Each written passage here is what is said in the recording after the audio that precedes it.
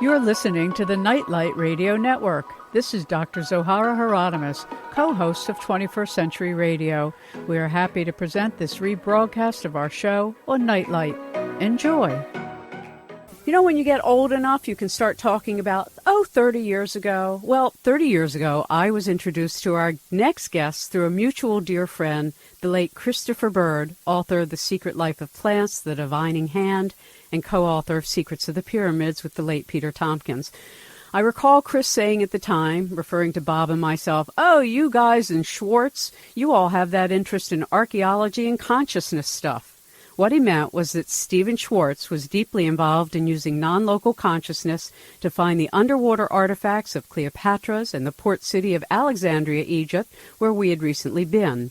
Over the decades, either Bob or myself have shared time with Stephen, a few years ago on his book Opening to the Infinite, which he and Bob chatted about, and more recently a conference he was part of.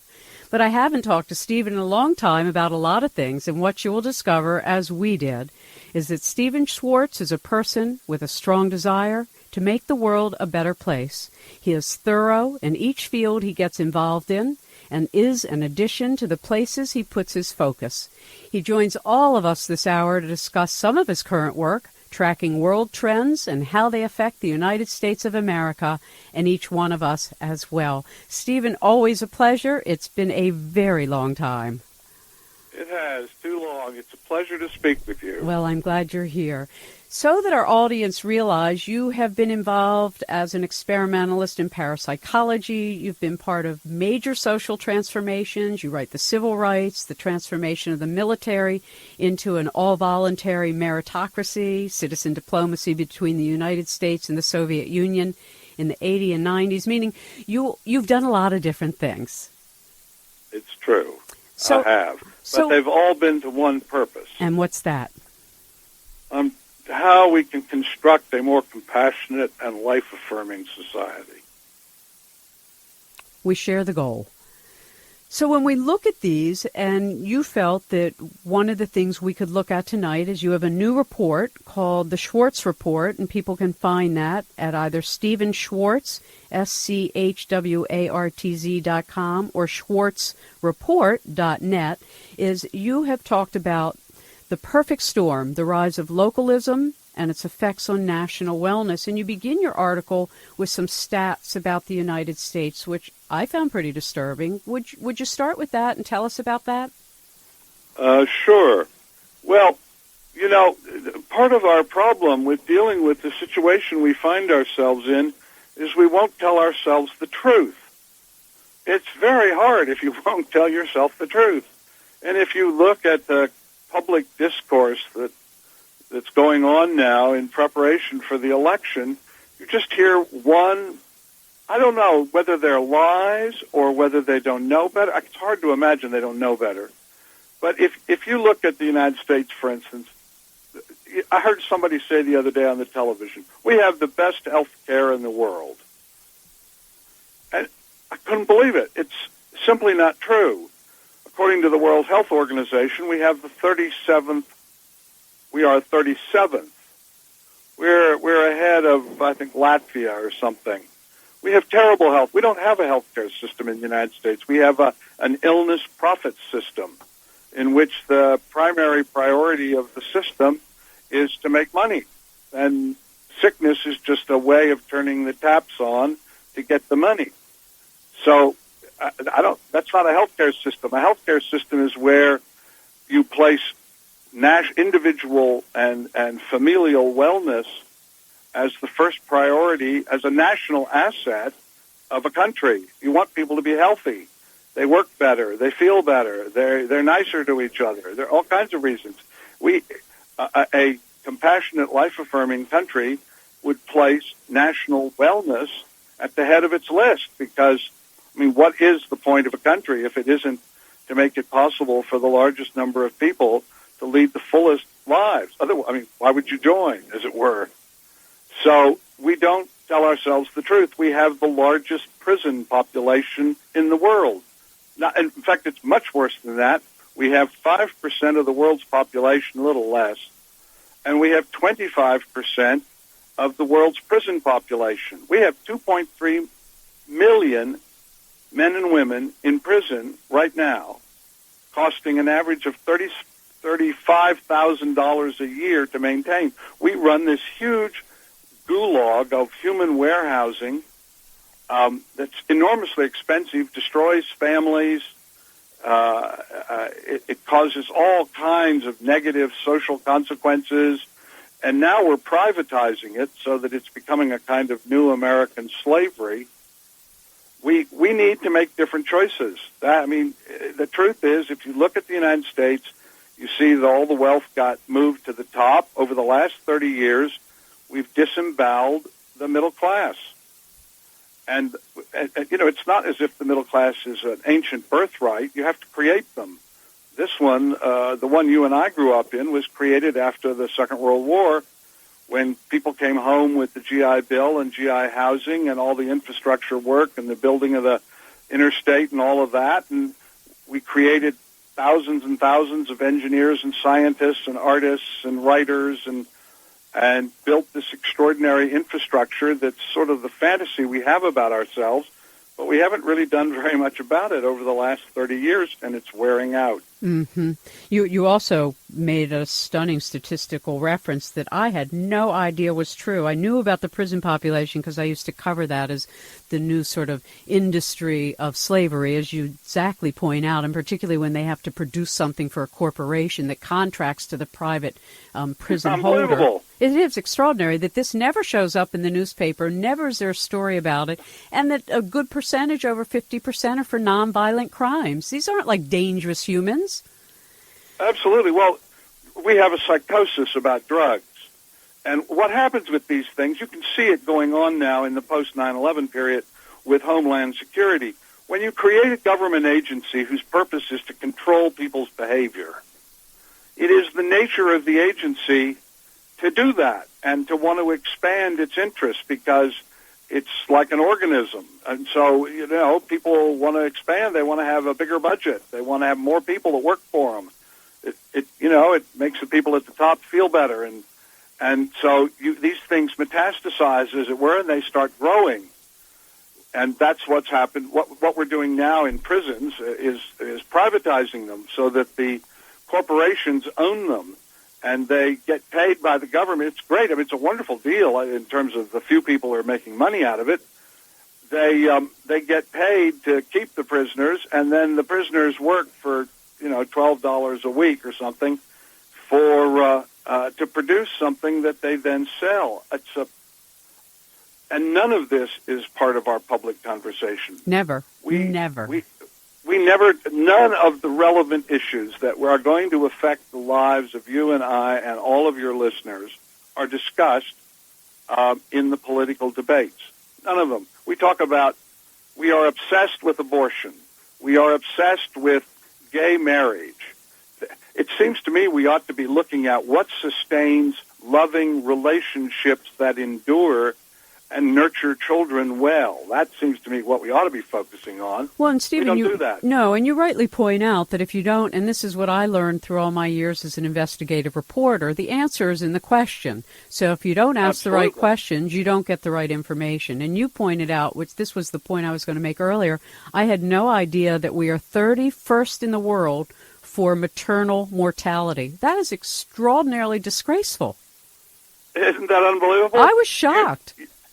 You would do better to have a child in some island country than to have her here. That is you, the mother. An enormous number of mothers die in the course of giving birth in the United States. As you say, it's 31st. It's amazing. You think about that for a minute. You'd think, well, surely in the United States a birth mother would have the best possible chance she could have anywhere in the world. It isn't true. So anyway, the machine or the baby has their best chance being born in the United States. Mm-hmm. It's very sad. Well, and again, because none of this shows up in the media, and the media is in the business of making money, and in the media world today, it's the more inflammatory and the more emotionally unbalanced it is, the better it is for the ratings. So nothing is about finding balance. It's all about how to extort people's feelings to create extraordinary polarization. That's right. Well, it's the rise of the sensoid. That's what I call them. Media used to be about data. So it was facts, and the point of the facts were to identify the relevant information that you needed in order to make a decision or to educate yourself. And we made a very sharp distinction between editorial comment and reportage. That's completely gone by the boards now. And data has been replaced by sensoids. Sensoids are units of information whose purpose is not to educate or enlighten, but to stimulate emotionally and to evoke as strong an emotional response as possible. Which is a form of mind control. Yes, actually, you could think of it that way. It's not done for that reason. It's done because it produces the biggest profits. But that's what's happened with corporate media, is that you look at it and what you see at the local level is conflict, things that will make you fearful, burglaries, murders, all that sort of stuff, because, that people pay attention to that. And at the national level, you have conversations that have very little informative content, but that evoke these tremendous emotional responses. I mean, you can see it in the Republican debates. It's unbelievable. Yeah. I mean, imagine people standing up and cheering a governor who killed 200 people, at least one of whom is almost certainly innocent, and thinking that was a good thing. Well, I used to joke, though it wasn't funny because we're so barbarian, it's becoming true. I used to say we're going to have beheading on TV pretty soon. Look, I want to focus on some of these wonderful things you've done in the Schwartz Report for January, February 2012. It's titled The Perfect Storm, The Rise of Localism, and its Effects on National Wellness. And in it, you begin to outline some of the trends that all of us, whether or not media covers it or not, are going to have to deal with. These are realities, and that's why I am so taken with your Schwartz Report. So thank you for doing them. Oh, well, thank you very much. Yes. I've been doing it for some time, and that's what I do. I look at trends. And then I write about them also in my column that I do once every month in Explore, in the journal Explore. Wonderful. Well, you start out by saying climate change, sea level rise, and associated extreme weather events. And, of course, our program has covered this really since we started and was some of the first coverage of it. And then you go on to talk about the green transition, out of the age of petro into an environment of non-polluting energy, and then a bunch of other things. So share with our audience some of these basic trends that can be good. They don't have to be bad. Yes, they're challenges, but again, challenges can bring out the best in humanity. Absolutely. I mean, I go from being very put down to feeling, because I am increasingly in contact with local groups that are arising, and I'm about to do a conference on this that makes me feel good. I mean, I feel much better about it. Well, I mean, if you look at the storm that's coming, you've got the green transition, which you already mentioned. That's going to have a terrific dislocative effect, just as the transition from coal to petroleum did, or from sail to steam did.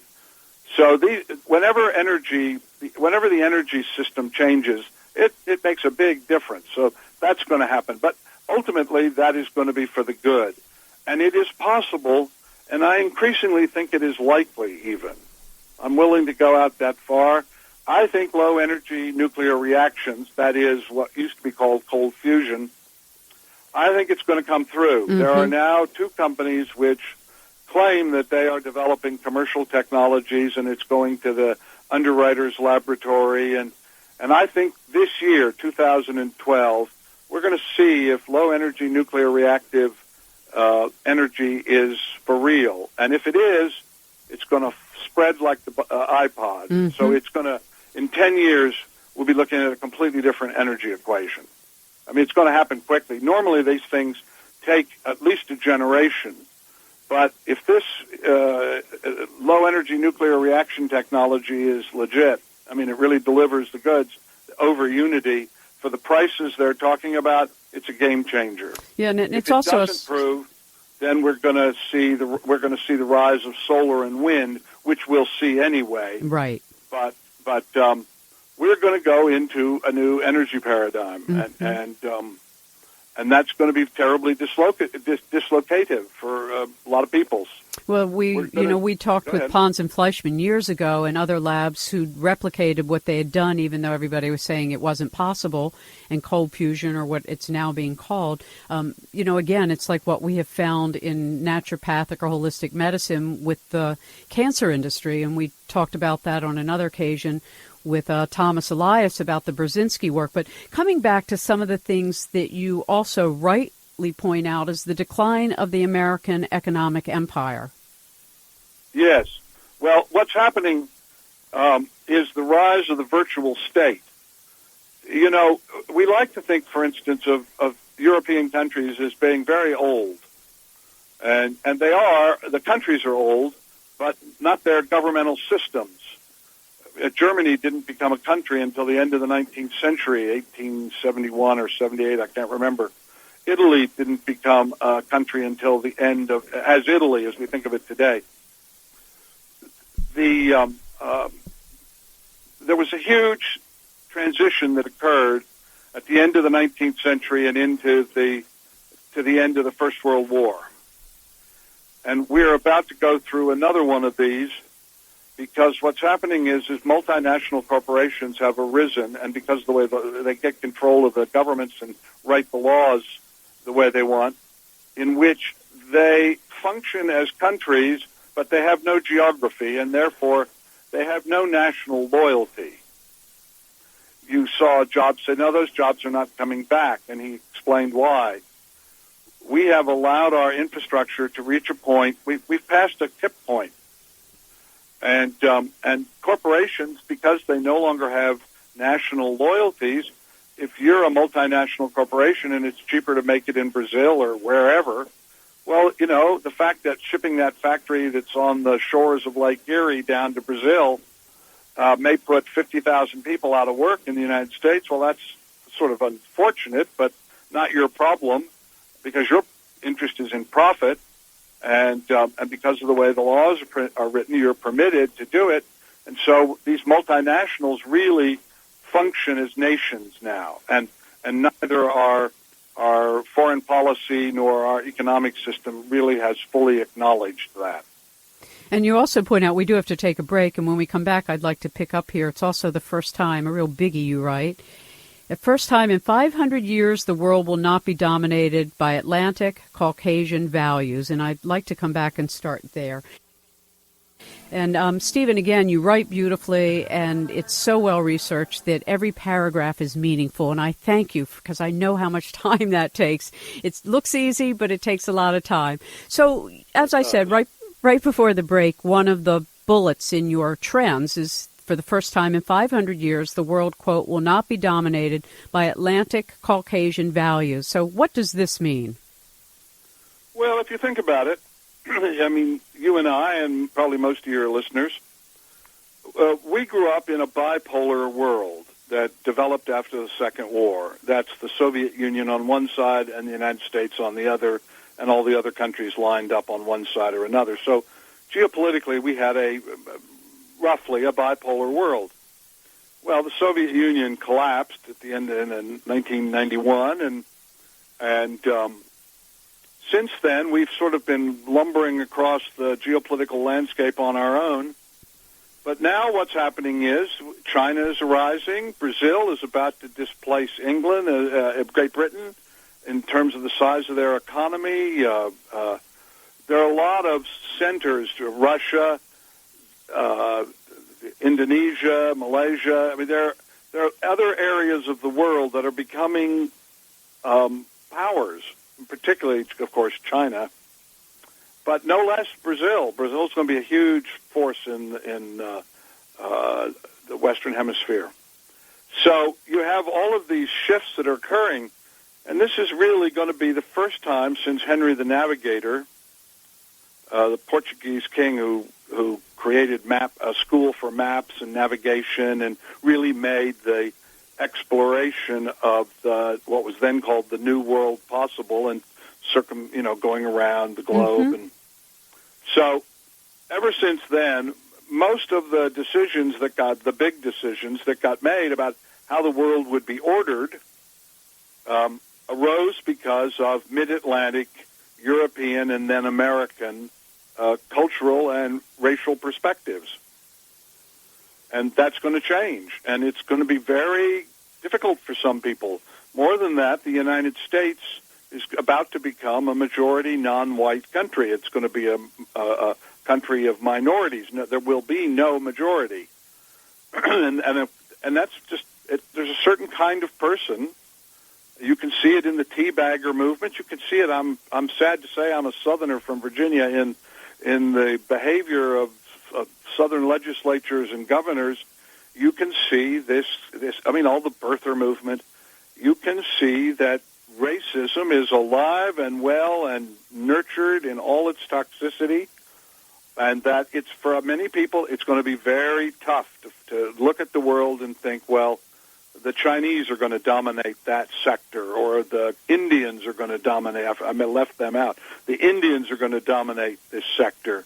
But that's what's going to happen. We are no longer the leaders in innovation, again, because we've allowed our infrastructure to deteriorate. We put restrictions on our science. That's why stem cell research is moving out of the United States. I think in the future you're going to see a lot of the big discoveries that's already happening coming outside the United States. Not that the United States won't be active, but that it'll just no longer dominate the way it does. It's not like we're going to drop off the edge of the moon or something, but we're going to be a smaller player. That's just the way it's going to be. Yeah, there was a great book written years ago called A Short History of the Future by the late Wayne Wagar. I think that was his name, and he talked about the Red Earth Inc., and then first World Inc., and then Chinese period, and then we would go back to nations. But anyway, I wanted to talk about, as you do, all of this is not bad news, because sometimes it's our difficulties that make us reevaluate what are our values, what are our priorities. And one of the things that you're beginning to write about, and I think it's so beautiful, and it deals so much with the stabilizing of the middle class in this country, which is really the backbone of business and health, is that there is a kind of localism that's beginning to happen out of the goodwill of citizenry who aren't going to sit around and wait for a bunch of bozos in Congress to do nothing. Yep, that's exactly what's happening. It's fascinating to watch. As a result of we're going through a schism in which there are two dominant worldviews that are arising. And one of my principal areas of research right now is what I call social wellness, arising from social values, because I think most of the conversation that is had publicly, which is almost entirely about politics, is really asking, as you pointed out earlier, they're asking the wrong questions. The real question ought to be, it seems to me, what produces national wellness?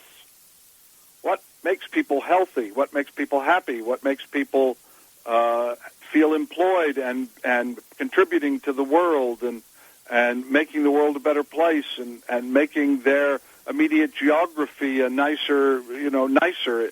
All of those things make people feel better. And in response to all of this negativity and in response to the loss of any meaningful input at the federal level, people are beginning to work locally. And that on the 2nd of February, I'm doing a conference here on Whidbey Island at the Whidbey Institute on just this, centered around food, because food is, of course, a principal issue.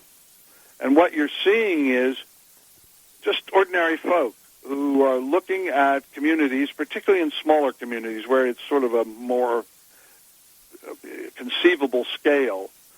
They look at something, as they have done here on the island where I live, and they like kids not getting enough to eat, and they say, no, that's not acceptable. We're going to fix that.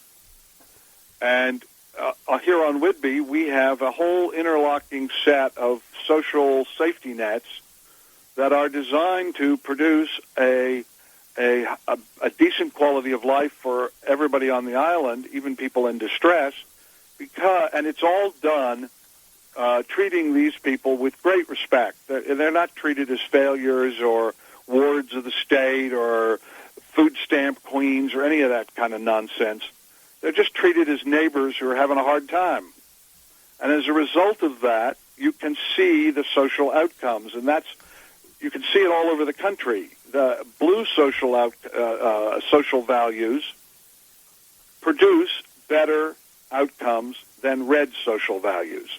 If you look at the red states and the red families, you see more spousal abuse, physical abuse, black eyes, broken limbs. You see more divorce.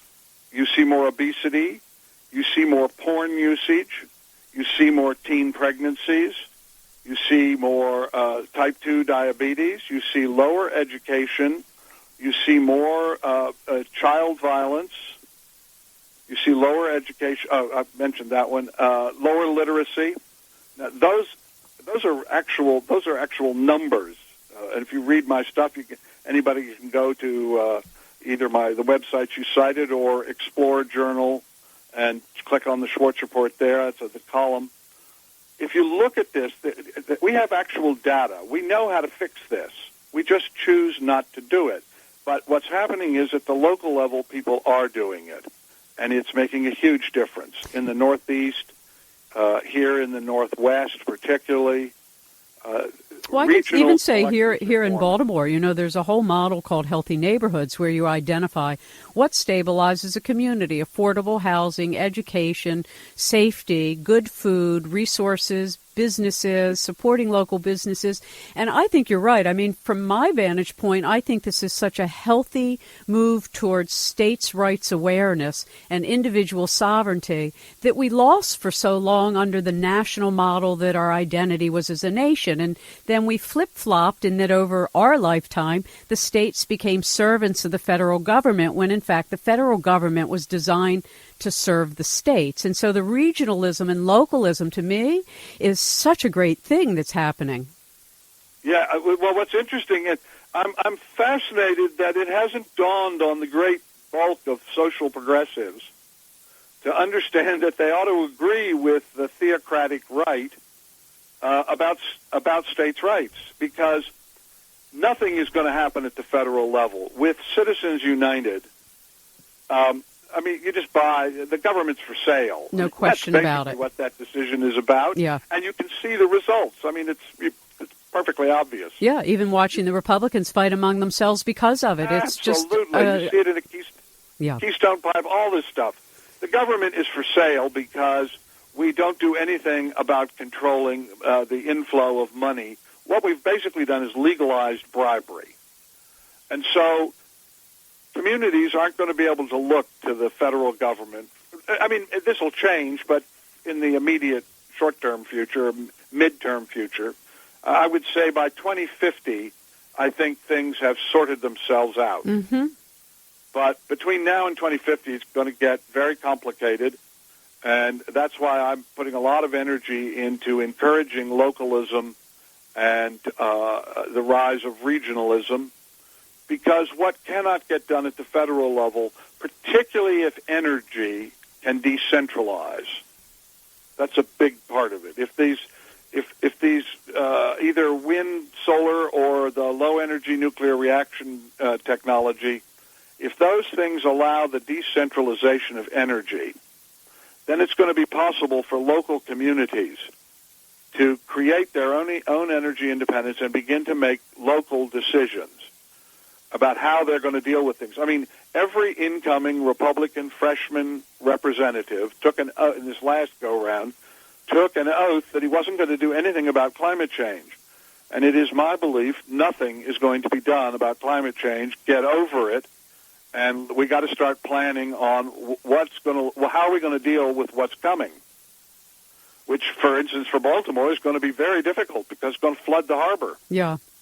Well, more than the harbor. I mean, as an inland estuary, other than Louisiana, we're second in the list of prone to being flooded out. But I want to come back though to this issue of localizing, or as we used to say, think global, act local, meaning think about the consequences of what we do, not just for the now, but for 7 generations to come, as the native Indians would say. I loved that you referred to Benjamin Franklin, one of Dr. Bob's and my favorite Americans. No human is perfect, and he wasn't either, but he had all the right intentions and the right spirit and had so much to offer. I think Benjamin Franklin was one of the coolest guys I've ever met. He is a really very, very interesting man. He had some kind of breakthrough experience that awakened him when he was 15. And his vision of America was that it was going to be a land of completely different than Jefferson or Hamilton. His vision was that America was going to be a country made up of immigrants who came here, who were upwardly mobile, technologically sophisticated, family-oriented, who understood that for society to function best, you had to have both individual entrepreneurism, but you also had to have collectivism. He organized the first fire department, the first hospital, first sanitation, first insurance company. I mean, on and on and on and on. He's the only one of the founders who could walk into a room today and pick up the conversation. It's he is extraordinary. Absolutely one of. I've written about him exhaustively. I think many articles. I wanted to write a book about him, but there were several others that just came out. I still want to do it because he created the blind protocol. He invented musical instruments. He was the only person who really got the role. He got the role of consciousness. And that was what I was going to say, is that, every human on this planet has the capacity for unity consciousness, and we're all designed for it, and how we choose to live our life will either bring us closer to it or further away. And this unity consciousness understands that everything is interconnected. I am to you, my feelings, my thoughts, my actions, my words. And you talk a lot, because you've spent so much in your life working with not only non-local consciousness, which shows we can remote view, we can be telepathic, which I think is the power of every human and animal on this earth, but that this is a reality of where we are now, and we're about to remember who we are. Yeah, well, yes, we hope. I'm not. Yeah, we need to awaken to. I would put it differently. We need to awaken to who we are, and it is beginning to happen. Mm-hmm. I mean, if I could wave a magic wand, and the one thing that would happen that I could, I get one wish from the fairy, it would be that everybody develop the practice of daily meditation. I don't care what way you do it, doesn't make any difference, that you develop the practice of meditation, because meditation shows you the way. You just naturally open up to this aspect of yourself. It also does lots of other things. It improves your brain, it literally makes it grow. It increases its capacity, its efficiency in a way. It makes you more creative. You sleep better. You have a better sex life. You think more clearly. Your blood pressure goes down. I mean, just all sorts of things. But as we awaken, and it's beginning to happen, that's part of this schism that's going on. Mm-hmm. There is a large part of the population that has awakened. That's the only way I can describe it. That's true. I think that they used to be called who's cultural. Had the experience knows it. The born-again experience is the other side of it, is the antipode, because it comes in, it's an awakening experience that comes in a very, very rigidly structured social hierarchy that you then have to give adhere up to. Your will, basically, to the structure that governs you. Yeah. Yes, exactly. Mm-hmm. But the experience that you and I are talking about is spreading, and that's part of what's driving this localism. It's part of what's driving the ecological movement. And you're absolutely right. All of the research, I've been doing this for 45 years, all of the research that I look at tells me all consciousness is interdependent and interconnected. From the smallest single-cell organism to the highest high-order mammal, we're all in the game together.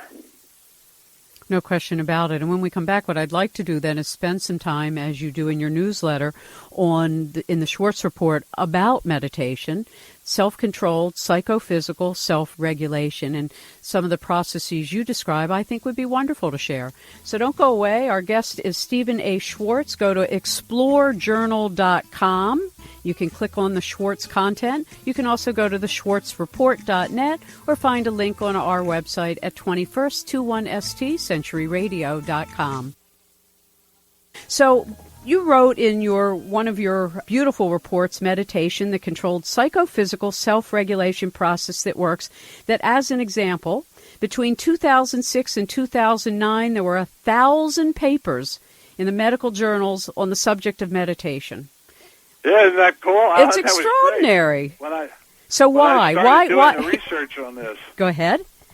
No, it was great. I couldn't believe it. No, it's extraordinary because it used to be when those of us meditated back in the 60s and 70s, it was very fringe or you had to be Hindi but in fact you point out all the world's peoples use meditation. They just may not call it that. That's right. It doesn't matter what you call it. You know, it's, there's only one mountain in town and it's an illusion. So how you get up it is purely a matter of your personal style and taste.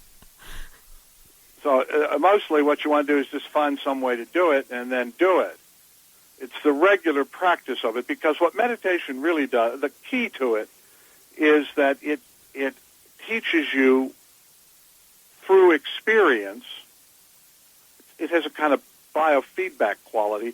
It teaches you through experience the pathway to open to yourself, and it shows you that the way to do it is through intentioned focus. That's why you use mantras or you use affirmations, or it doesn't matter what it is. I mean, there is a certain level of it that using a mantra that's been used for 1,000 years, you are aligning yourself, making yourself resonant with informational architecture in the nonlocal. But we don't have to get quite that esoteric. But I'd like to just add to that, Stephen. It's same if you say Hebrew prayers or if you say prayers from your particular Bible. I mean, things that people have been repeating for centuries connects us to the pathway of that particular vibration. So that's why in most traditions we show reverence for the ancients and we attach ourselves to all the humans who have done this great work before us. Yeah, you know, if you strip away, if you look at religious ceremonies, and you strip away the dogma, which is all entirely man-made. You know, humans they decide what's holy. It's because they're the ones who are doing the worshiping. So the thing that separates one guy, that makes him a prophet, and another guy a crank, is the belief of the people that are listening to him and the subjective experience they're having. So they decide what's holy. That's why different religions, I mean, basically they all say the same thing, but they have all this other stuff sort of gooed onto them that is cultural and man-made. But if you look at just the essence of the Gnostic experience itself, and you look at religious ceremonies, what you see is, I mean, think about it for a minute. You establish a place where you're going to gather to have an experience. That becomes the sacred place, whether it's a synagogue or a temple or a church or a cathedral or a sacred grove. It doesn't make any difference. You establish the place that's going to be the place, and you appoint a time that's going to be the time. You're building a protocol. It's just like a science protocol. And you gather at that time, and you make a statement of affirmation, of shared intention. If you're a Christian, it would be the Nicene Creed. So you make this statement of intention. That's linking you together. And then you begin a period of drumming or chanting or singing or dancing. Also, it doesn't matter. And the function of that is to entrain all of the brains of all the people that are in the group. And, in fact, research shows that's what happens.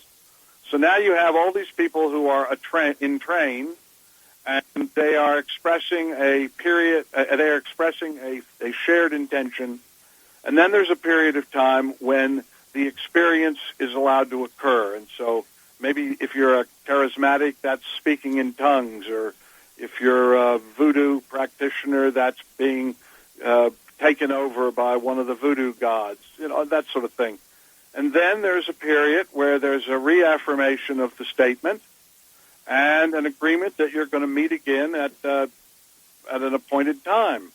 And when you strip away all the dogmatic stuff, that's what you see in all religious ceremonies. And the reason is that allows you, there is a collective process of linkage which makes it easier for this to happen. And when it happens, affirms it. And so for all of human history, all over the globe, whatever the culture, people have been doing this. This opening to the non-local aspect of ourselves and becoming aware that we are interconnected and interdependent, and that even though we feel ourselves not to be terribly powerful, that we can have a difference.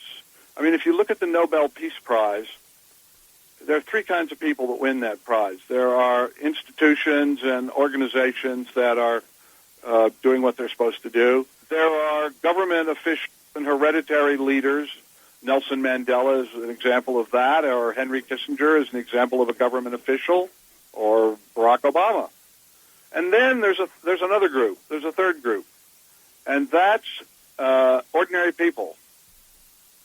They're just lots of them women, by the way. Yeah, so I've noticed, which is beautiful. To women, yes, it's very interesting. As is this localism movement. Yes, that's true too.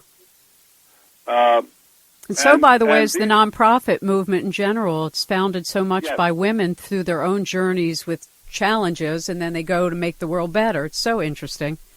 Exactly, and and we know from micro-lending that the most effective micro-lending is to give it to women, because the men will go out and drink it, or pay somebody to have sex. The women will buy milk and build tables and things like that. So, well, there's no question we're coming into not only this divine awareness of our own self, but that means coming into balance between our masculine and feminine insides, our ability to include as well as to discern, to be receptive as well as to emanate. I mean, so we see this in the culture as well as within each of our own persons. That's right. You know what? I lived through Watergate. I was actually in government during Watergate. Doing some work for the White House and working at the Department of the Navy, and I came and I knew a lot of the people that were involved with Watergate, and I came away from it thinking that it represented all the pencils people stole from the office.